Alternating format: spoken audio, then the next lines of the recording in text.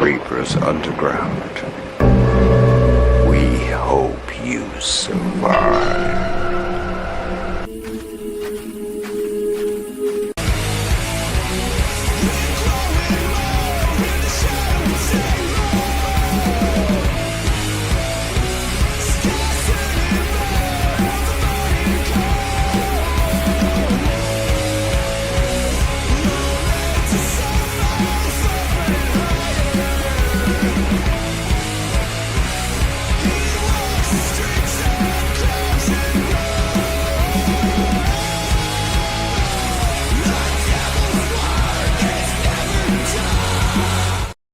What is up, my demons? My demons, my demons. Yep, it's just me this evening.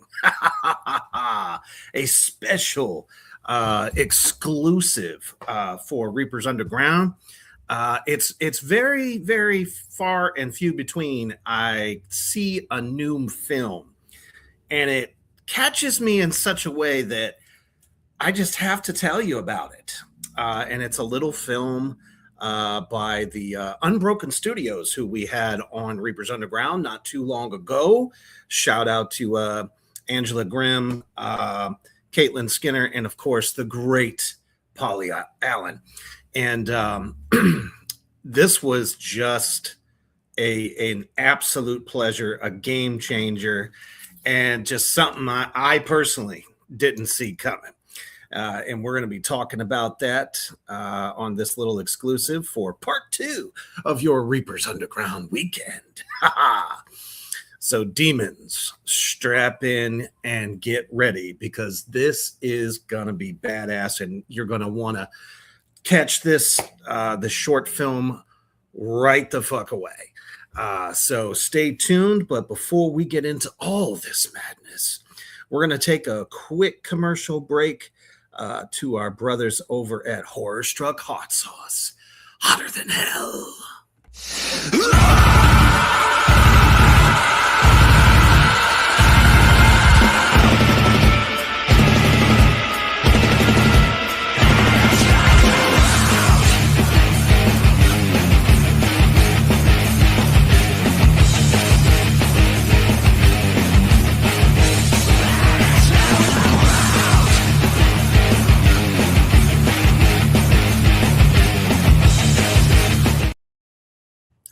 That's right. It's barbecue season, people. And I know you've got the Texas Chainsaw Massacre playing in the background, or maybe on the big screen. You're getting ready to eat. You need some Horror Struck hot sauce, horror-inspired hot sauce that will make that meat scream. HorrorStruckHotSauce.com. All right. So we are going to be talking about Suerte, and I want to make sure that I pull this up so I don't miss anyone's names. I'm only 1,100 years old, so bear with me. So naturally, Paulie Allen is known for just excellence in independent horror film. This short is no exception. Single-handedly raises the bar. Now, the amazing thing about this film is there's literally 3 cast members. And what they do in 22 minutes, a lot of films can't do as a feature. And that's not me, blowing smoke or nothing like that.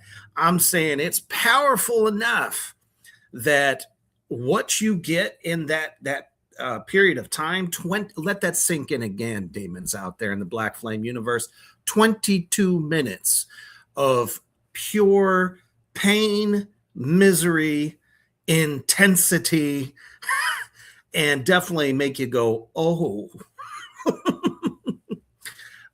Just an unbelievable writing for this short.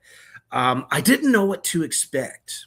And I think as far as Unbroken Studios go, they did a great marketing there where they didn't really tell you anything whatsoever.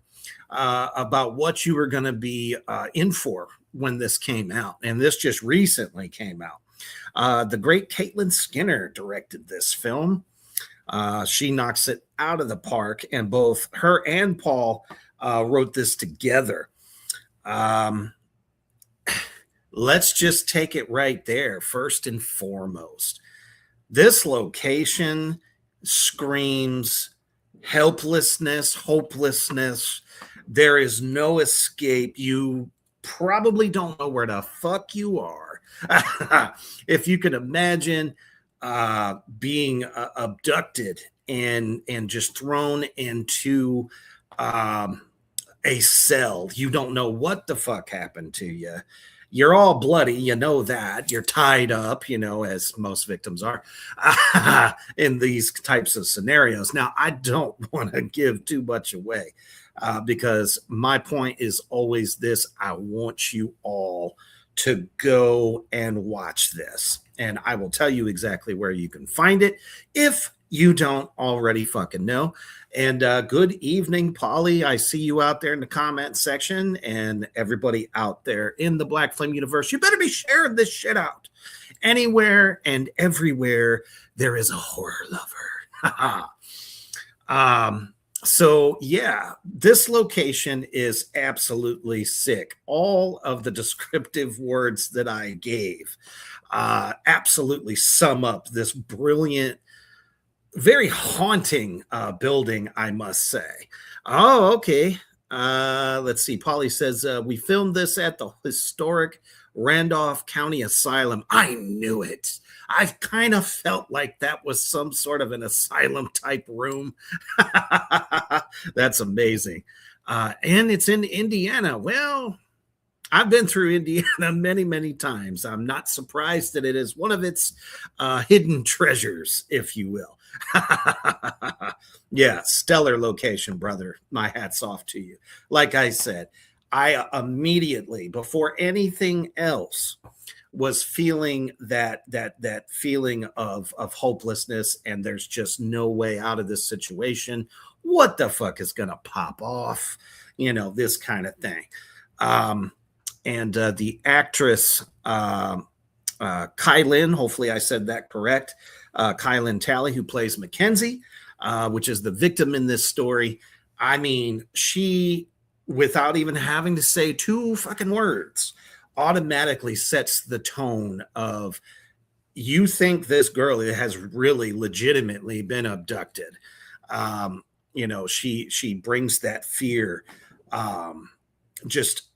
I mean, this is just acting personified. I couldn't have been more blown away all the way through it.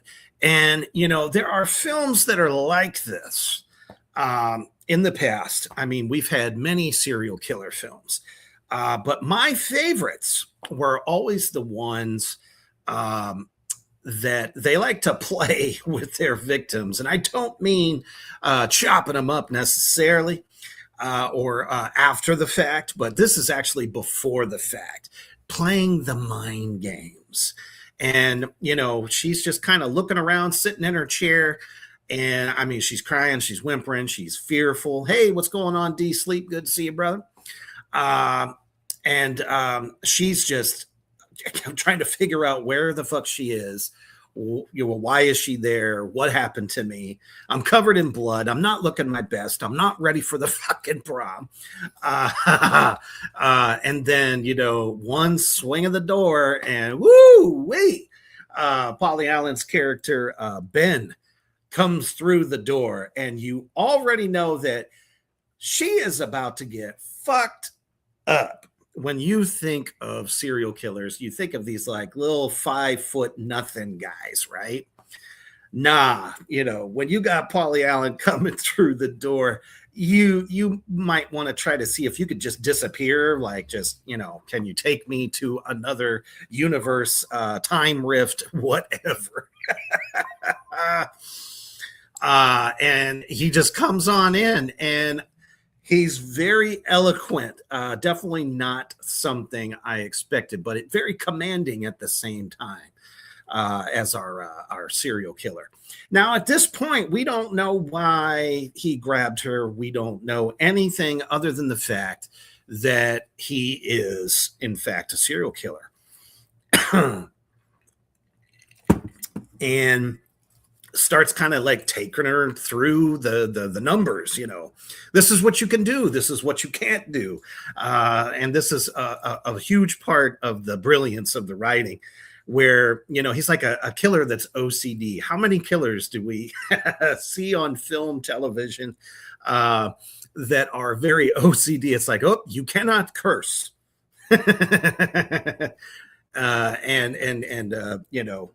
Naturally, if you're a victim, if you're somebody that's abducted, you're going to want to talk shit to your assailant, right?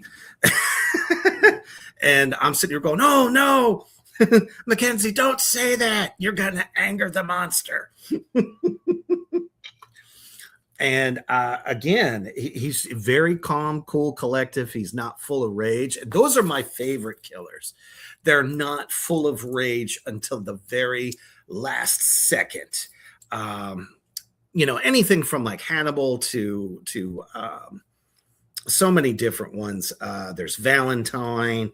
Along Came the Spider. I thought that was a good one as well. Some of those like great crime thriller style horrors, but this is on another level. This is not something you would see on, daytime television or anything like that. This is much more hardcore. This is feeling, it's an experience. We're talking about a film that is giving you the experience, taking you through the and I really didn't see it coming too, because well, first of all, you got, Paulie Allen, who's like a grizzly bear ready to attack you. And poor little Mackenzie sitting there, right?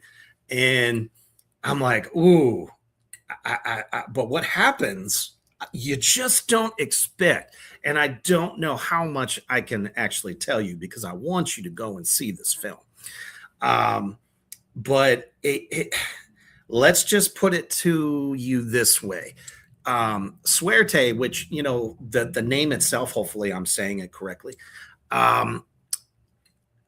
It's a name that you don't think it would be what it is. At least not to me. Damn.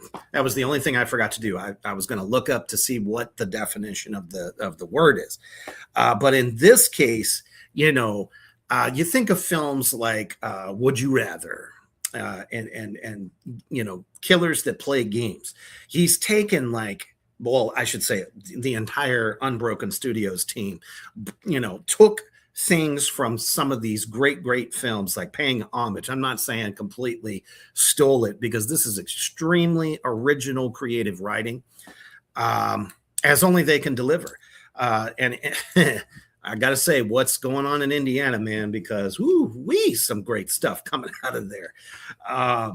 But he wants to play a game with her. Oh, there we go. Thank you, sir. It means luck. Yes, but in this case, really fucking bad luck. I was thinking like, oh shit, are we going to play some Russian roulette here? What's going to happen? And it turns out to be something completely different. And I'm not giving that away, because I think it is by far the most diabolical, tastiest part of the story, that really kind of brings you to the edge of your seat, thinking that, oh, this poor girl. It's one thing to the average person can't handle certain amounts of pain, but somebody like the character of Ben, they're almost numb to it, which you'll see. But what a game of cat and mouse. And the crazy part is, they kind of give you the sense that there's no way out for her. After playing the game, she really should have, took that shot or two of the whiskey, because let's face it, that was ouchie personified. And she sold it like just a pro, just a pro. Um, and I want to see her in more things because she really delivered in this performance. Um, and Paulie too, diabolical. He's not yelling, he's not screaming, he's just kind of being commandful and OCD because can't dirty up the blade. Oh no, that's a no. Uh, and just when you think she's down for the count, I cannot tell you what comes next because the ending was a great twist, and you won't see it coming. Much like me. Hey, Bobby, what's going on, brother? I need to get in touch with you pretty soon. Says just walking into this live stream, and I can tell what you're talking about. They both were awesome in this. Yes, absolutely. Like I said, first of all, you have a small cast like that. There has to be chemistry. That chemistry has to be there. It has to be believable. This is the captor, and then she is the captive. You know what I'm saying? It has to make you believe that this is like the end of it all. I mean, so many different fucked up psychological horror like this always have those elements of they she might not make it out alive. She's got no idea where she is, and in an instant, and there's a moment there that we think that, well, that's it for that. Wow, that was shocking. Jaw hits the floor. But no, like I said, there's this big twist, and with the film that's, this is a short, so I don't want to give too much detail because I feel like I want you to have the same shock, demons, that I did when I watched this. So let's talk about cinematography. I mean, obviously, we've already said that the location was primo for this idea. And I mean, usually we get the usual humdrum warehouse, a barn somewhere. Or, if you want to get real crafty, like I mentioned before, along came a spider. There's a underground kind of thing where, nobody can see out in the middle of nowhere. I mean, this is fucking fantastic. But the cinematography, the angles, the grittiness, hints of red is something that I really enjoy. I use it in my own filmmaking as well a lot, but I mean, it's something that I feel really kind of fucks with the tension of the scene. And we have that, upon Paul coming in. The use of lighting. Lighting is something that really made this already amazing location pop. And the attention to detail there, bringing out the ghosts of that place, because I'm sure it's haunted as fuck. You can correct me if I'm wrong. But I agree, Bobby. They both really sold it. And in addition to their acting, the choice to film it on VHS really at that. See, that's exactly where I was going. You fucking jumped me, man. I'm just fooling. But yeah, it is very much VHS style. It doesn't feel like a found footage to me. Let's see. Paulie says this was shot on high 8 film. Okay. Believe the same as the Blair Witch Project. Yeah, that's correct. This is definitely not like a found footage style. I mean, it's like we're seeing this in real time. If we were all flies on the wall inside this cell, we are just the audience for what is actually happening. Oh, okay. Paulie says it's very haunted. Of course it is. It's an asylum. And Reaper knows a little something about asylums. I holiday there from time to time. There's great souls. Instead of most people fish when they go on vacation, I go fishing for souls that are still trapped. But yeah, so the fact that it was shot in that style, you get a crackling screen, all those like gritty kind of, enhancements that really make it raw. There's nothing better than films that have those moments, especially a moment like this, raw.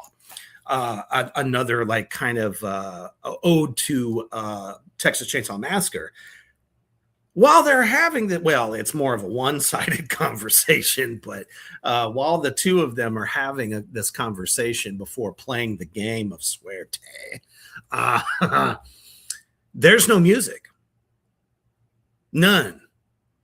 It is just voices and both of them. And I think it's absolutely brilliant there. Brilliant choice. We talked about a film, last night on the Horror Barbecue. Ryan Cavaline's Myths and Mutants 2. Same thing there. No music. We're just getting that raw, the sounds, every footstep, every movement, and it's eerie as fuck, especially when you're in a location like this. So my hat's off to Paulie and his team. Just haunting. It's already haunted, yet we're making it even more haunting. There wasn't any moments in the film that I felt didn't need to be there or need to spend that long a time. Like I said, all the angles, it's almost as, like I said, we're ethereal beings kind of dancing around these two. Super, super creepy, and only enhanced what the two actors were already bringing to the table. Let's see here. Let's see. Bobby says another big thing was something Polly and I both felt was important and realized in real time that we were on the same page about was the choice to have no music at all until the final act. Yeah, a little bit of atmospheric, yeah, and which was like I said, just perfect choice there.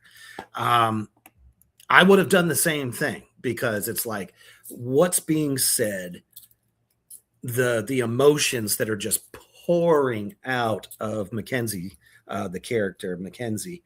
You needed to feel that, and I don't think music would have amplified it or brought it any more raw and hard than both actors already did. So kudos to everybody on that one. And the music choice is really good too.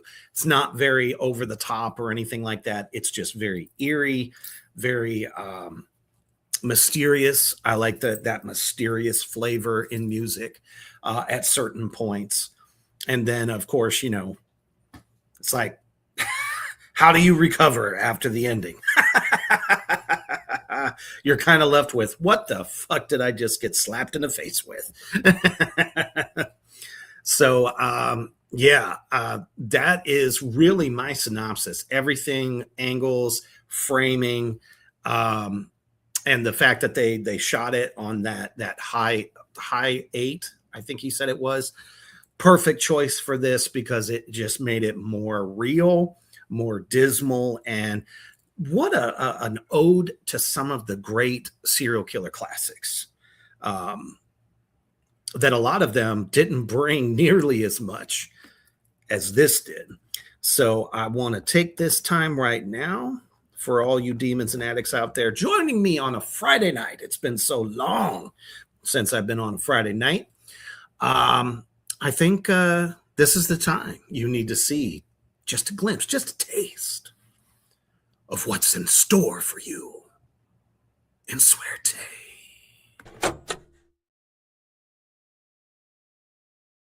You a whiskey girl? In a few minutes, you're gonna really wish that you'd taken this shot.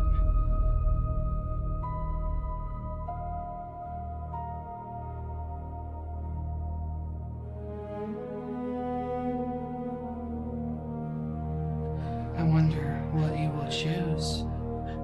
You stab me in the arm, the leg, gut. Unless you would like to forfeit your turn.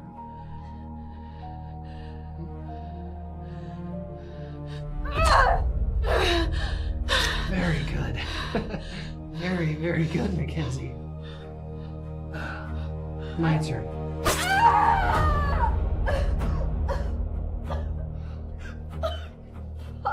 Swearing is a forfeiture, Mackenzie. My turn again. I call it Suerte.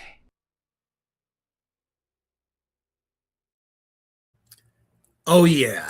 Did you feel that? Did your liver quiver? Unholy fuck.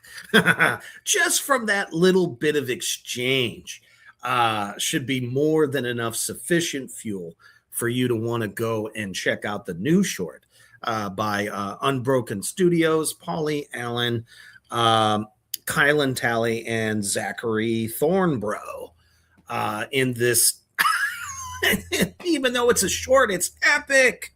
And I think once you see it, and it kind of like just that little bit, it kind of lets you know what you're in for. And that's not even the half of it.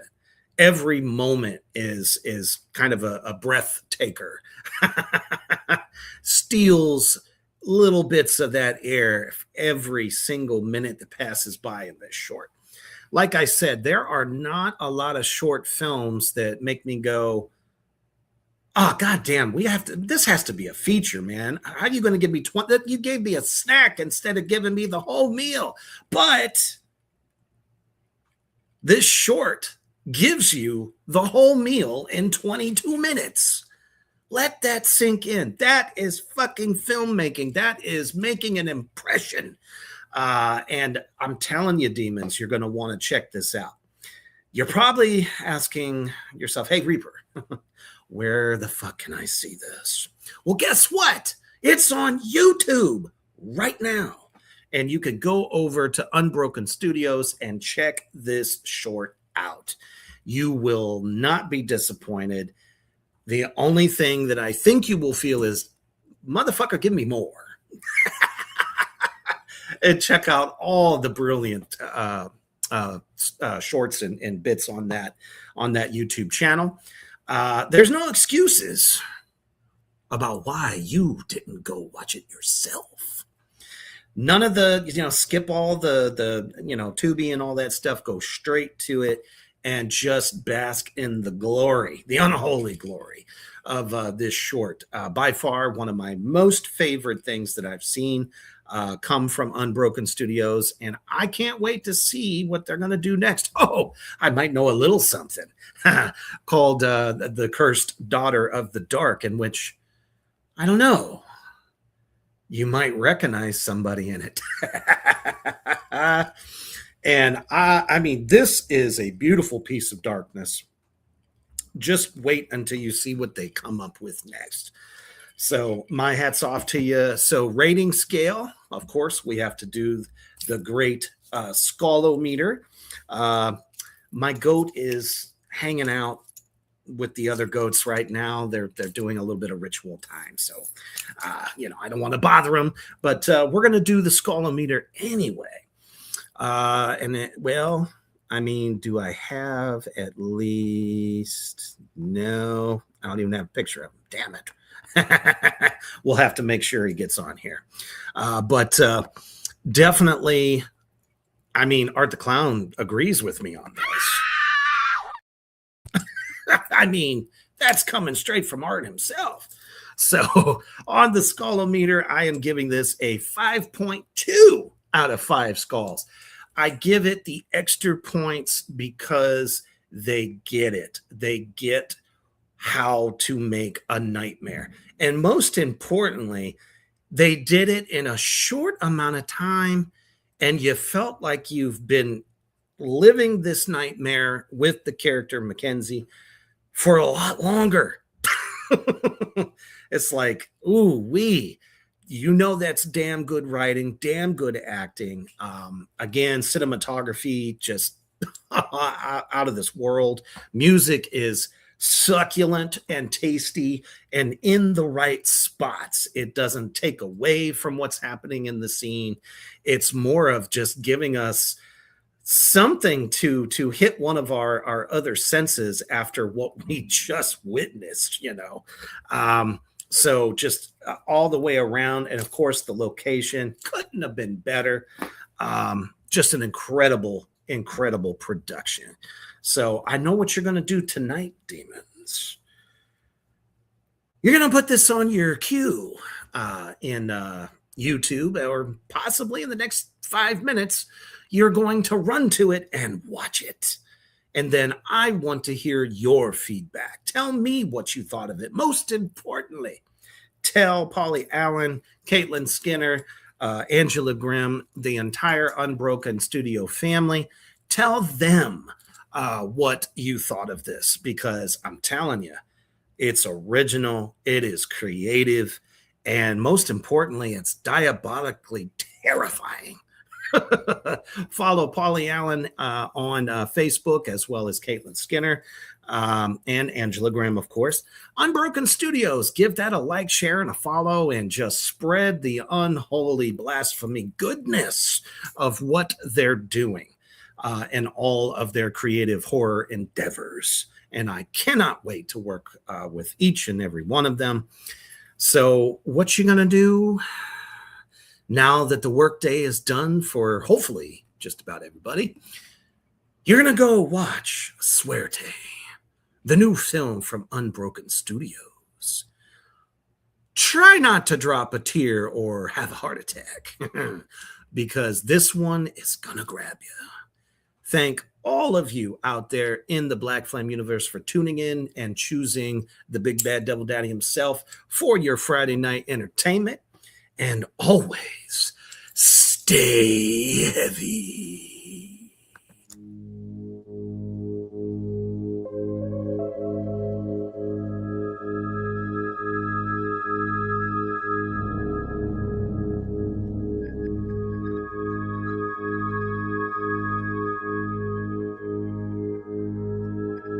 Thank you for joining us on REAPER'S Underground. Stay tuned for more from Black Flame.